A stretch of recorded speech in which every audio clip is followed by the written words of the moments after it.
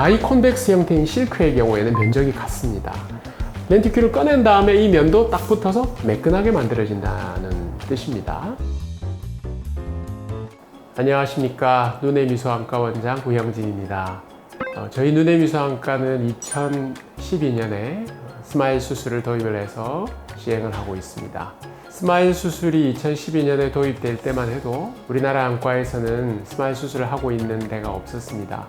저희가 처음으로 도입을 해서 스마일 수술을 하고 있는데요. 그로부터 10여 년이 지난 지금 스마일 수술은 레이저 시력 교정 수술의 가장 대표적인 수술이 되었습니다. 2012년에 저희가 도입될 때만 해도 칼 자이스사의 비주맥스라는 장비를 이용을 하고 있었습니다. 그 이후에 스마일 수술이 일반인들에게 많이 보급이 됨으로써 여러 회사들에서 스마일 수술이 가능한 장비들을 개발을 하였습니다. 저희 눈의 미소안과에서는 처음 스마일 라식을 도입한 안과지만 그 이후에 스마일 프로도 도입을 해서 현재 시행을 하고 있고, 금년부터는 스마트 라식, 클리어 라식, 실크 라식 모든 렌티큘 수술이 가능하도록 다 도입을 해서 현재 왕성하게 수술을 진행하고 있는 상황입니다. 이전 영상들에서 제가 스마일 프로, 스마트 라식, 클리어 라식에 대해서 쭉 영상을 만들어서 설명을 드렸습니다. 오늘은 실크 라식에 대해서 자세한 설명을 드리도록 하겠습니다.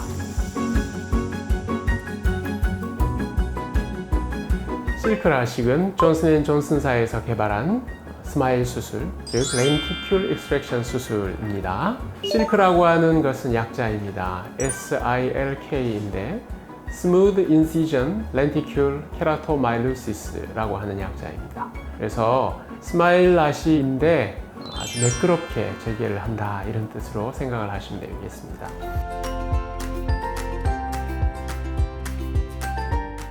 존슨앤존슨사는 세계에서 가장 큰 바이오 회사의 하나로서 레이저 시력 교정 수술을 위한 장비로서도 존슨앤존슨사는 굉장히 중요한 회사입니다. 예를 들면 라식을 할 때 필요한 장비로서 엑시머 레이저 중에서 전 세계에서 최초로 개발이 된 장비가 비섹스라고 하는 장비인데요. 그것이 존슨앤존슨사의 장비입니다. 현재로서도 가장 많이 사용되고 있는 장비이고요.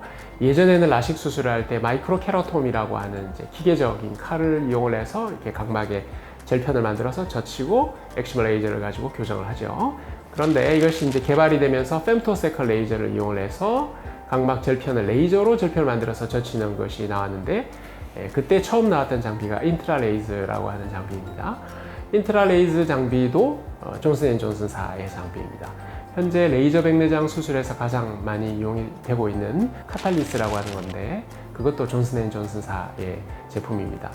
그래서 현재 존슨앤존슨사의 레이저를 이용을 해서 시력 교정 수술과 백내장 수술 모든 분야에서 굉장히 많이 이용이 되고 있는데요.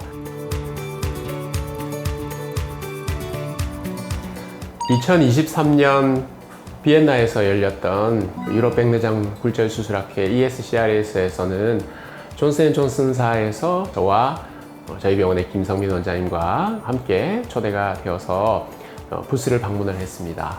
일반적으로 학회 부스에 가면요, 오픈된 공간에서 장비들이 진열이 되어 있고 많은 의사들이 그 장비 근처에서 장비에 대한 설명도 듣고 서로 디스커션을 하면서 이렇게 하는 것이 일반적입니다.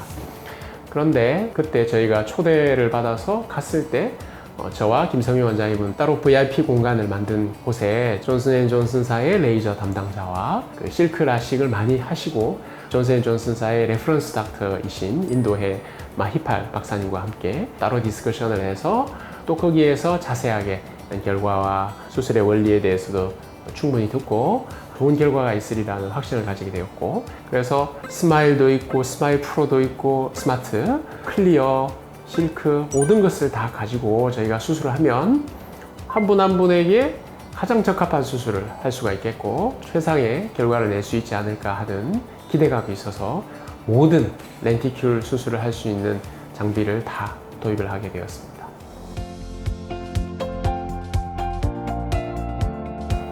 실크 라식, 실크 수술의 특징에 대해서 지금부터 설명을 드리겠습니다.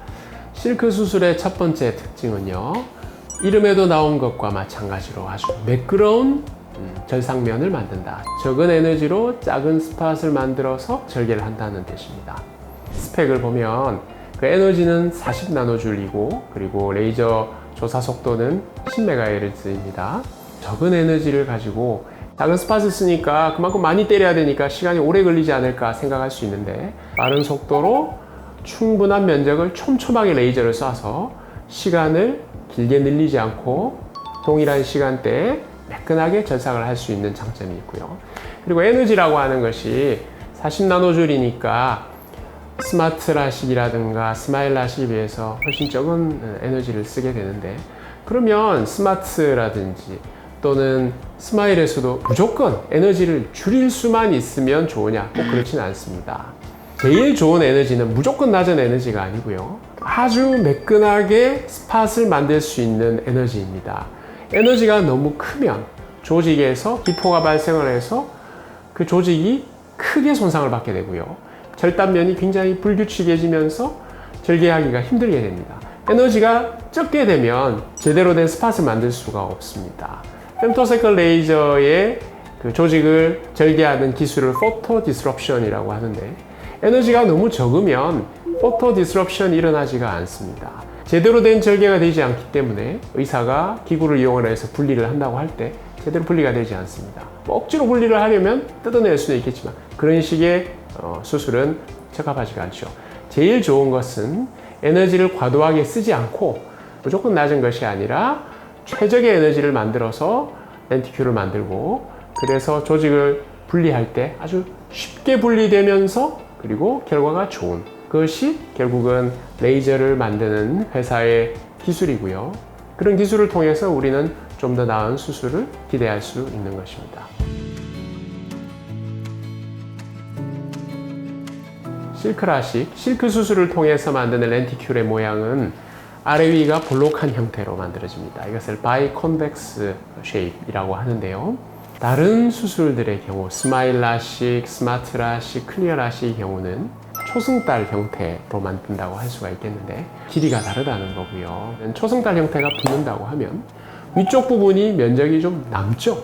그러니까 여기는 좀 쭈글쭈글한 수밖에 없습니다. 이 면 자체가 바이콘벡스 형태인 실크의 경우에는 면적이 같습니다. 위도 굴절면을 만들고 아래도 굴절면을 반반씩 만들어서 정확하게 딱 붙도록 되어 있습니다.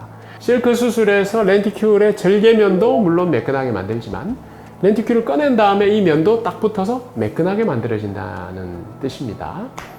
물론 시간이 많이 지나가면서 각막은 그대로 있지는 않고요. 그래서 어느 정도 펴지지만 일단 처음 붙을 때는 좀 차이가 있다는 겁니다. 이것이 매끈하게 붙는다고 하는 것은 무슨 의미냐? 그만큼 그 부분에서 어떤 이렇게 퍼지는 현상이라든가 뭔가 고위수차가 발생이 된다든가 하는 것들을 줄일 수가 있다는 것입니다. 더 매끈한 시력을 얻을 수 있다라고 하는 장점이 있겠고 각막이라고 하는 것이 형태가 유지가 되려면 장력, 텐사일 스트렝스가 필요합니다.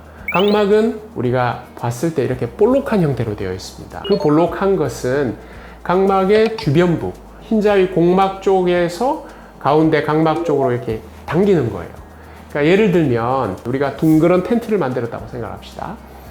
바깥쪽, 아래쪽에 텐트가 이렇게 팽팽하게 360도 돌아가면서 텐트를 이렇게 당겨야겠죠? 근데 예를 들어서 한쪽이 이렇게 끊어졌다. 그러면 텐트가 무너지게 되겠죠.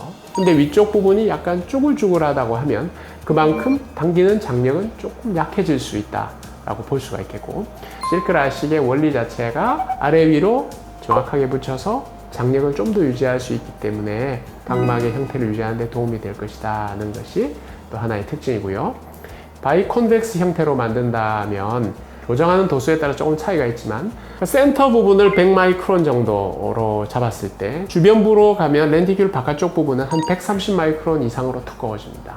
이것이 장점이 되는데 우리 각막은 신경이 굉장히 많이 분포하고 있습니다. 신경은 흰자위에서부터 쭉 360도 돌아가면서 각막의 중심부로 이렇게 들어오게 됩니다. 쭉 들어오게 되는데 그 깊이가 보통 각막 앞쪽 부분에서 한 100에서 120 마이크론 정도에서 이렇게 쭉 분포를 하게 되어 있습니다. 그래서 수술을 할 때 조금 더 깊은 쪽에서 수술을 렌티큘을 꺼내면 스마일 수술에 비해서는 주변부 신경 손상을 좀 적게 할 수 있다는 것이죠. 실제로 렌티큘의 모양은 바이콘벡스로 주변부의 신경 손상을 줄여서 건조증의 발생도 좀 줄일 수 있다. 여러 가지 면에서 바이콘벡스 형태라고 하는 것이 장점이 있습니다.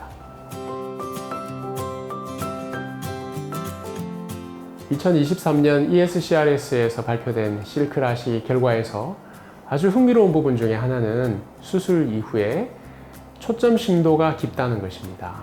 초점 심도라고 하는 것은요, 눈의 각막과 수정체에서 빛이 이렇게 꺾여 들어와서 망막에 초점을 딱 맞춰야 되는데 그 맺히는 포인트가 정확하게 맞아야지 시력이 잘 나오겠죠. 근데 만약에 초점 심도가 얕으면 그 포인트에서 조금만 왔다 갔다 하면 잘 안 보인다는 거고요. 초점 심도가 깊다면 그 포인트는 조금 더 길어져 있는 겁니다. 어느 정도 범위가 있는 거죠. 그래서 그 포인트에서 앞뒤로 약간의 관용성을 두기 때문에 잘 볼 수 있다는 겁니다. 또 하나는 근거리, 원거리와 관련이 있습니다. 노안이 오면요, 멀리는 잘 보이는데 가까이로 가면서 초점을 잘 못 맞추게 됩니다. 우리 눈 속의 수정체가 조절력이 떨어져 가지고 가까이 왔을 때 초점을 못 맞춘다고 하는 건데, 초점 심도가 깊어지면 좀 더 가까이 오더라도 볼 수 있다는 겁니다. 그래서 초점 심도가 깊으면 노안이 좀 늦게 올 수 있는 것을 기대할 수 있다는 겁니다. 이 부분에 대해서는 그 학회에서 발표된 내용을 말씀드린 것이고, 저희가 장기간 결과를 보면서 실제로 그러한가에 대해서 저희가 좀 더 연구 발표가 나오면 그것에 대해서는 추후에 또 말씀드리도록 하겠습니다.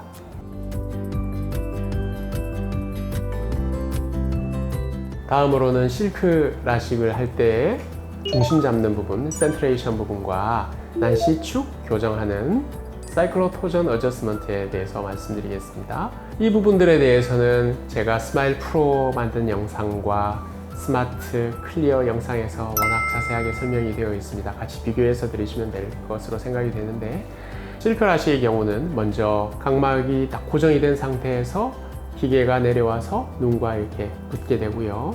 그 다음에 화면에서 센터 부분을 보고 정확하게 잡혀 있으면 그대로 진행을 하면 되는데 약간 조정을 할 수가 있습니다. 의사가 좀 더 이 부분으로 옮겨서 수술하는 것이 좋겠다 라고 하는, 그렇게 할 수 있고, 난시축 교정도 화면에서 할 수가 있는데 사람이 앉아 있을 때 혹은 서 있을 때 그 난시축과요, 그리고 사람이 누웠을 때 난시축은 달라지게 됩니다. 그것을 회선이라고 하는데, 수술 시에 누워서 화면에서 보고 그것을 교정을 하게 됩니다. 내 눈 크기가 크지 않은데 수술이 가능할까요? 이렇게 물어보시는 분들이 있습니다. 스마일 라식과 스마일 프로의 경우에는 각막에 고정을 하니까 눈이 아무리 작아도 가능하지만 스마트, 클리어, 실크 전부 다 곡막에다가 고정을 합니다. 스마트나 클리어의 경우에는 눈이 어느 정도만 벌어져도 수술이 가능하고요. 실크의 경우에는 눈이 좀 더 많이 벌어져야지 수술이 가능하기 때문에 눈 크기에 따라서도 어떤 분들이 좀 더 적합한 수술이 있고 좀 힘든 수술이 있고 하기 때문에 그 부분에 대해서도 저희는 모든 장비를 다 사용을 하고 있으니까 또 편하게 오셔서 상담하시면 또 그 부분에 대해서도 맞춰서 수술을 받으실 수 있습니다. 그래서 저희가 지금 모든 종류의 스마일 수술을 하고 있는데, 스마일 수술을 시작하고 회사들에서 연락이 옵니다. 눈의미수안과의 초기 결과가 너무 좋다, 구형진 원장님의 수술 동영상을 좀 보내달라 제안을 받고 하는데요. 처음 스마일 수술이 도입을 했을 때도 저희가 시작을 하고 결과를 내고 할 때도 마찬가지로 다른 병원이나 다른 나라에서도 결과가 좋다라고 궁금해하고 신기해하고 하는 경험을 했기 때문에 저희는 그때나 지금이나 똑같은 마음으로 똑같은 방식대로 준비하고 수술을 진행하고 결과를 보고 있기 때문에 그다지 저희로서는 놀랍거나 새로운 것은 아닙니다. 저희는 항상 수술 전에 가장 적합한 분들에게 적합한 수술을 권했기 때문에 계속 지금 결과가 잘 나오고 있지 않을까, 그렇게도 조심스럽게 생각을 해봅니다. 한 장비만 가지고 하나의 수술을 한다면 그 수술만 잘하면 되니까 의사로서는 훨씬 편하겠지만, 많은 장비를 가지고 그 장비의 특성을 살려서 한 분 한 분에게 가장 좋은 결과를 내려면 그만큼 몇 배의 노력이 필요하고요. 그만큼 책임감도 따르고 잘 해야 됩니다. 저희 눈의 미소안과는 앞으로도 저희 의료진들은 최선을 다해서 노력을 하겠습니다. 오늘 실크라식에 대해서 설명을 드렸는데, 실크에 대해서나 혹은 다른 수술들에 대해서나 궁금하신 부분이 있으면 언제든지 댓글 달아주시거나 병원에 문의를 해주시면 친절하게 답변 드리겠습니다. 오늘 준비한 영상은 여기까지입니다. 감사합니다.